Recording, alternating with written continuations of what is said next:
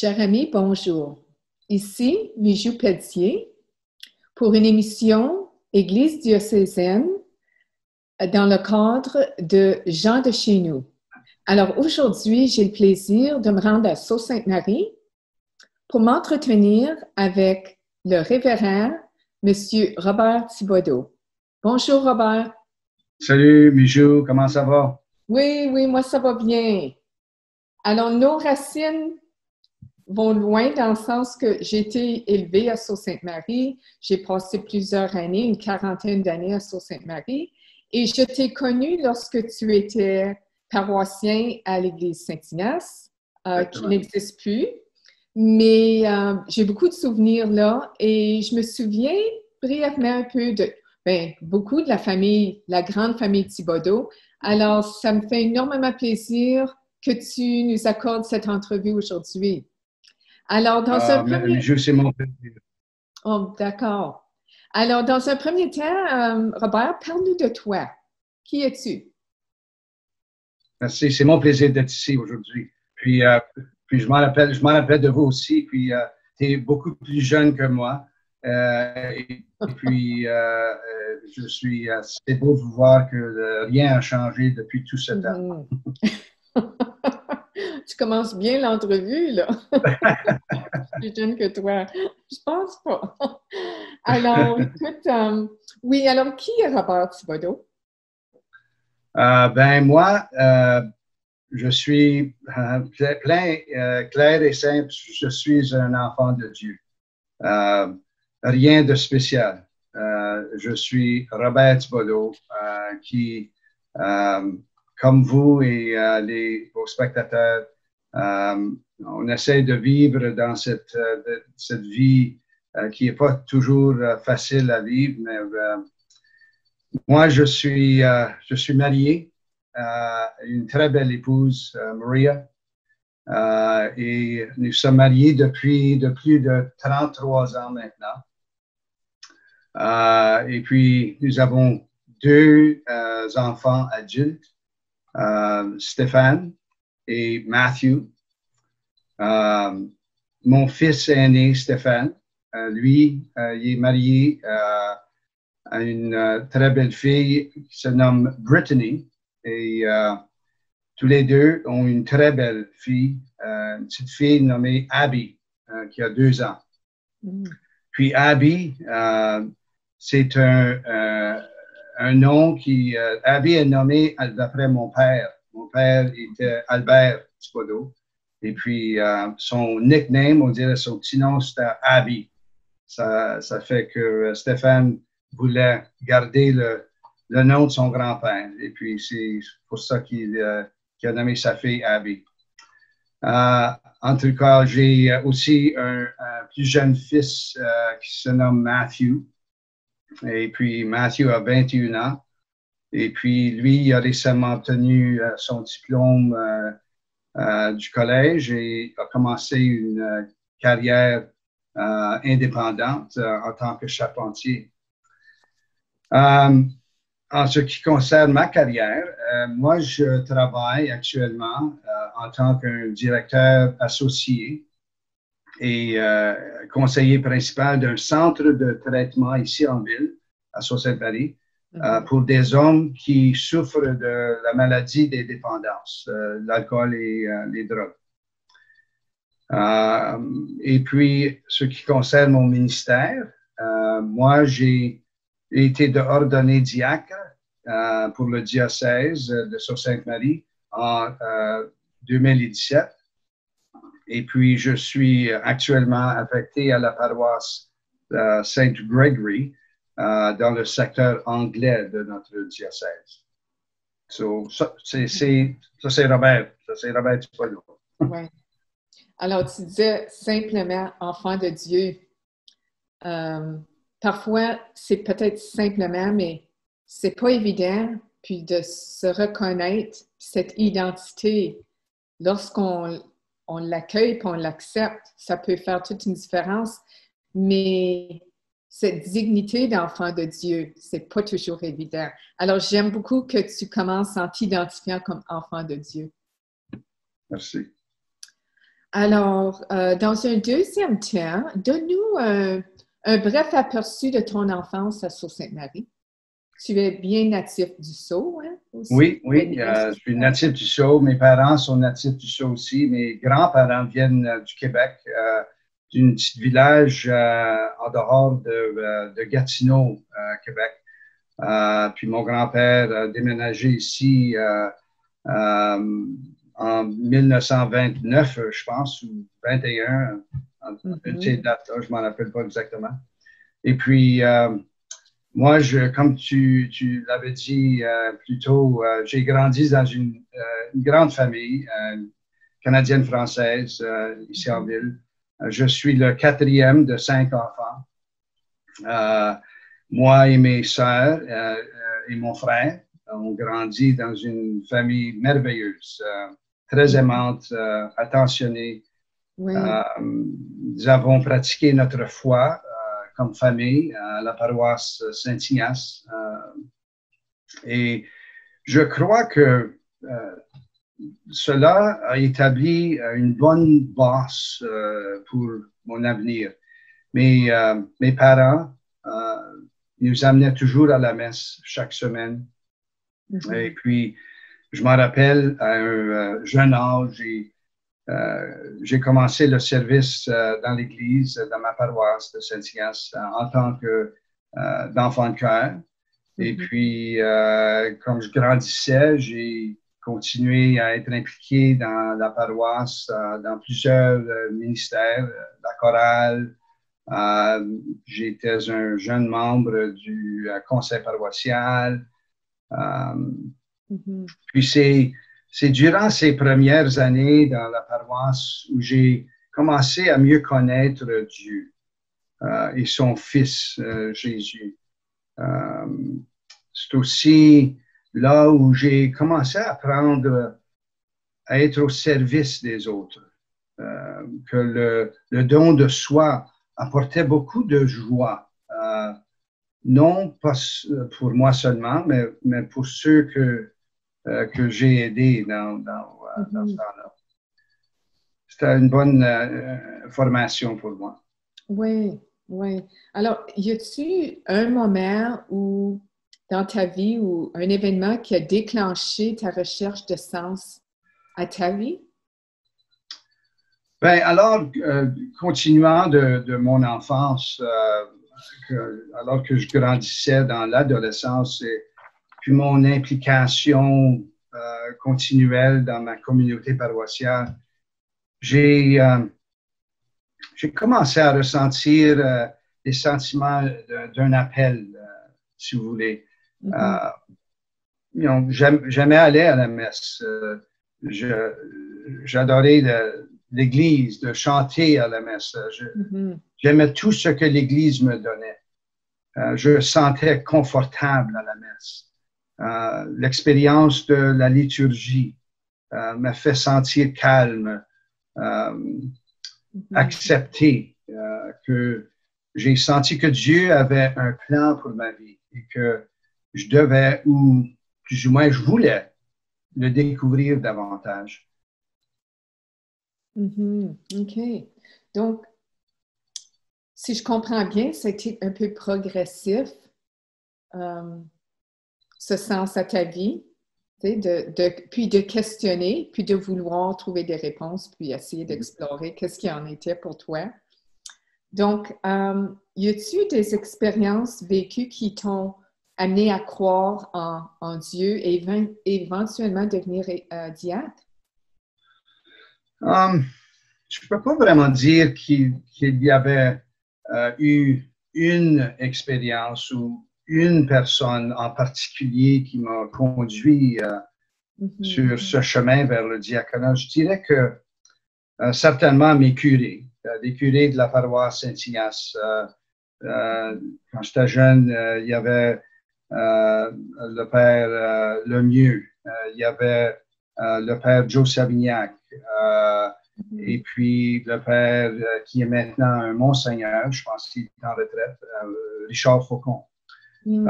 Les curés de ma paroisse Saint-Ignace, je crois, ont certainement m'aidé dans mon discernement, dans ma formation. Je m'en rappelle, envers l'âge de 16 ou 17 ans, un de mes pasteurs, je m'en rappelle, je pense que c'était Monseigneur Richard Faucon, m'avait dit qu'il pensait que je ferais un bon prêtre et que je devrais envisager une vocation au sacerdoce. Je lui ai écouté, j'ai prié, j'ai considéré ses suggestions. Mais aussi, à cette époque, j'ai également, à cet âge-là, j'ai commencé à travailler à temps partiel dans une entreprise locale et j'allais bientôt rencontrer une merveilleuse jeune fille qui travaillait avec moi également. Ouais. Puis, mon intérêt pour la jeune fille s'est renforcé avec le temps et nous finirons par commencer à sortir ensemble pendant que nous allions à l'université, au collège. Cette jeune fille deviendra finalement ma femme et qui a été avec à mes côtés ces 33 dernières années. Mais entre-temps, j'ai continué à participer à ma communauté paroissiale. Mais comme ma femme ne parle pas français, nous avons décidé de déménager dans une paroisse de langue anglaise. Mais Dieu a continué à me tirer les cordes du cœur. J'ai toujours continué à ressentir cet appel de Dieu, cet appel à être au service de l'Église, au service de ses enfants. Puis à ce moment de ma vie, ma femme et moi, nos carrières étaient bien engagées. Nous avions 2 enfants. À ce temps-là, nous élevons et je continuais à rester impliqué au service de la paroisse, Saint Gregory's, dans ce temps-là. Puis, je pouvais encore, j'ai toujours eu les sentiments, j'ai ressenti cet appel à l'intérieur de moi, être au service des autres, plus de manière bénévole. Et puis, le sacerdoce, c'était pas possible. J'étais marié, puis j'étais content, j'étais en amour.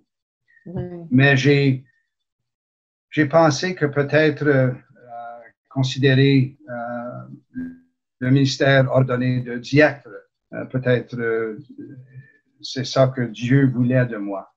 Et puis, j'ai continué cette formation depuis ce temps-là. Donc, si je comprends bien, c'était pas un gros coup de foudre, là. Non. Ça a été graduel, progressif. Puis, c'est ça.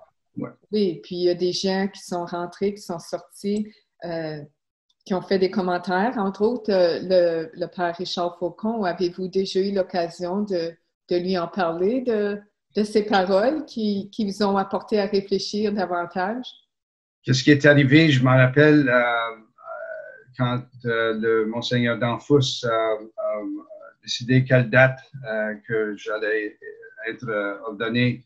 On a fait l'invitation à tous les prêtres et à tous les diacres du diocèse. Et puis, j'ai reçu un message de Monseigneur Faucon. Richard m'a envoyé un message personnel.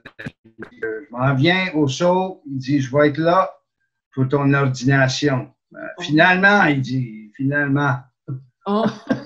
Il a répondu. Il était très patient. Oui, exactement. C'était vraiment beau de lui voir. Oui. Oui, excellent. Ah ben, c'est bien. Alors, dans ta vie personnelle, est-ce qu'il y a eu des défis qui t'ont fait grandir, puis dans ton cheminement, dont ta foi est venue t'aider à relever les défis? Ben, peut-être comme beaucoup d'entre nous, nous avons tous des défis de la vie. Et vraiment, c'est juste la manière que la vie se déroule. Nous avons de bons et de pas si bons moments dans nos vies. J'ai mentionné plus tôt que mon travail le travail que je fais aujourd'hui me fait travailler dans un centre de traitement pour hommes. Ce n'est pas une coïncidence que je travaille là, je pense. Je préfère vraiment appeler cela une incidence de Dieu. Mm. Moi aussi, j'ai une fois lutté avec la dépendance à l'alcool. Il y a de nombreuses années, moi aussi, j'ai fréquenté le centre de traitement dans lequel je me trouve aujourd'hui au travail. Mm-hmm. L'alcoolisme, c'est une maladie et moi, je l'ai. Mais cependant, aujourd'hui, je soigne cette maladie. Mm-hmm. Je traite cette maladie jour après jour, Oui. un jour à la fois. Puis, moi, je crois sans aucun doute que Dieu m'a placé de nombreuses personnes sur mon chemin pour m'aider. Puis, ça inclut un programme de rétablissement bien établi appelé les alcooliques anonymes. Mm-hmm. Je devrais aussi dire qu'à l'époque où je me débattais avec l'alcoolisme, il y a de nombreuses années, j'ai peut-être vu ma maladie comme un énorme défi dans ma vie. Et c'était certainement ça. J'étais au point de perdre ma vie à cause de cette maladie. Mm-hmm. J'étais à un moment où l'alcoolisme prenait ma femme, mes enfants et ma vie loin de moi. Mais c'est par la grâce de Dieu. J'ai cherché de l'aide et par conséquent, j'ai eu une nouvelle vie. Je vis une nouvelle vie aujourd'hui par sa grâce. Je crois aussi, Mijou, que le plan que Dieu a pour moi, c'est d'aider ceux qui luttent encore contre cette maladie. Je crois sans aucun doute que Dieu m'a choisi, un pécheur, un homme atteint dans cette maladie, pour aider à amener des hommes et des femmes à lui permettre de m'aider à moi-même, de conduire des hommes et des femmes à remettre leur vie et battre ces dépendances de l'alcoolisme. Mm-hmm. Et pour cela, je suis incroyablement humble et reconnaissant. Wow, un beau témoignage. Alors aujourd'hui, qui est Jésus pour toi? Tu viens de parler de cette dépendance, puis ces défis, mais sans doute ta foi, comme tu dis, grâce à ta foi aussi. Mais aujourd'hui, avec cette expérience de vie, qui est Jésus pour toi? Puis qu'est-ce qui t'encourage à continuer à développer cette relation plus intime avec Jésus, avec le Christ? Pour moi, Mijou, Jésus, c'est quelqu'un qui est très proche de moi. Je ne vais pas dire qu'il est un ami parce que ça donne pas hommage à Dieu, à Jésus, mais je peux dire qu'il est très proche de moi. Je sais que lui et le Père, son Père, mon Père, ont été avec moi toute ma vie.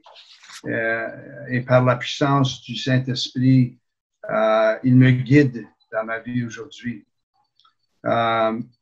Mais je dois, c'est à moi d'entretenir et de construire cette relation avec Dieu. Mm-hmm. Ça se fait par la prière, la participation au sacrement et surtout en faisant preuve d'amour et de compassion envers tous les enfants de Dieu. Alors, aujourd'hui, présentement, septembre 2020, on vit depuis plusieurs mois la question du COVID puis de la pandémie. Je me demande, puis je pense à ton témoignage au niveau de tes défis, puis de dépendance. Puis on sait que à cause du COVID, puis la pandémie, puis la question de confinement, puis de s'isoler socialement, les effets sur la société sont néfastes. Et je me demande quelle est ta réaction face à la pandémie qu'on vit et ta foi et les problèmes sociaux qu'on vit qui semblent amplifiés à cause de cette épreuve qu'on vit au niveau de santé et de bien-être. As-tu des réactions ou des mots d'encouragement, des mots d'espérance pour nous? Mais je pense que il y a une chose qui est sûre, c'est que cette pandémie de COVID a vraiment secoué toutes nos vies. Mais je crois qu'il suffit de tout simplement nous regarder aujourd'hui ce qui se passe. On est en train de faire une entrevue. Moi, je suis ici à Sault-Sainte-Marie, vous êtes à Sudbury. Oui.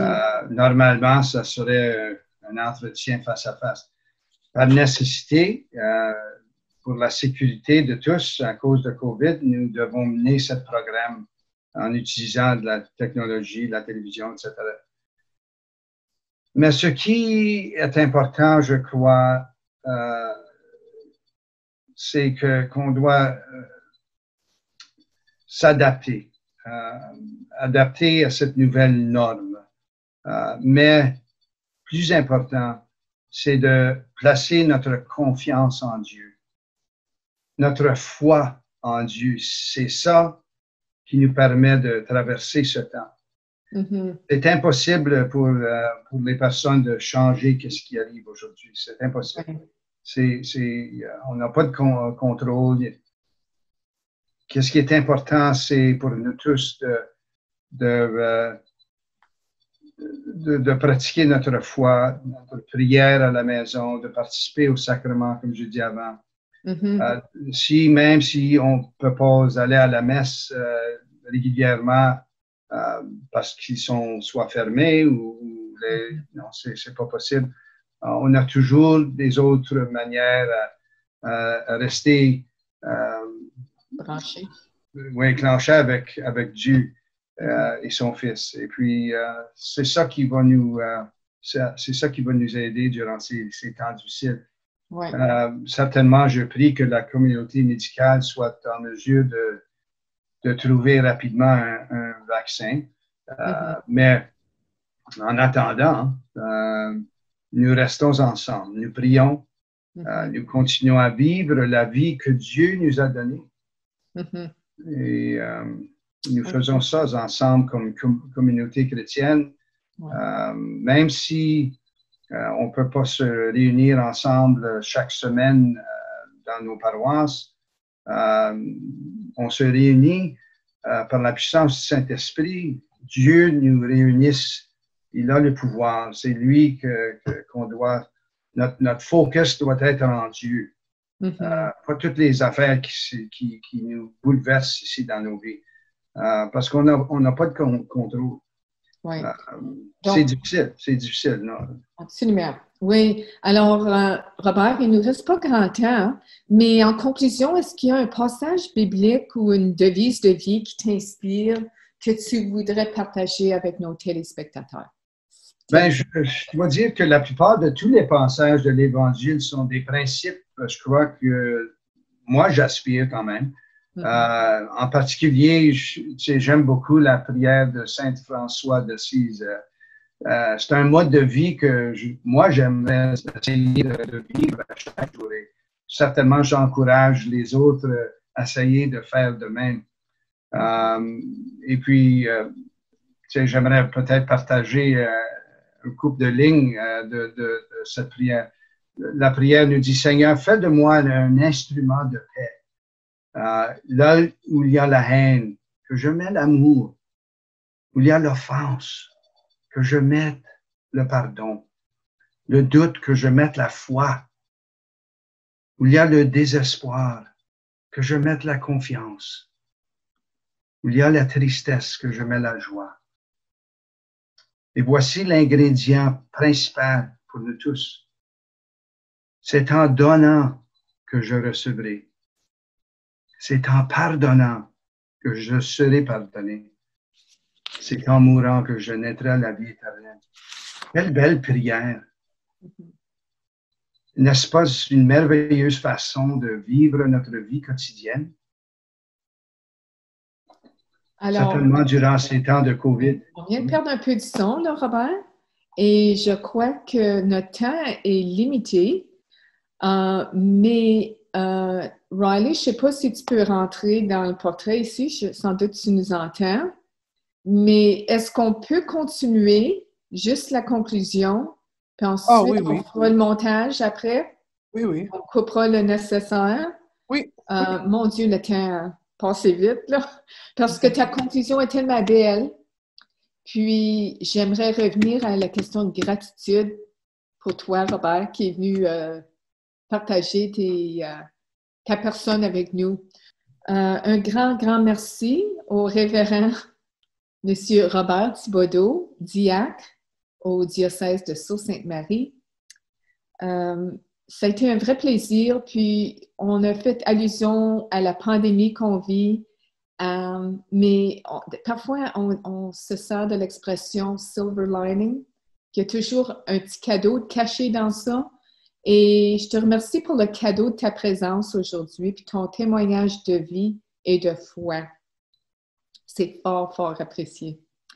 Et à vous, chers téléspectateurs, chères téléspectatrices, merci d'avoir été des nôtres et à une prochaine.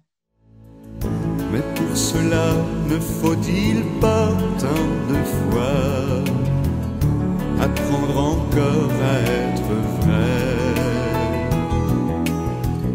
apprendre à se connaître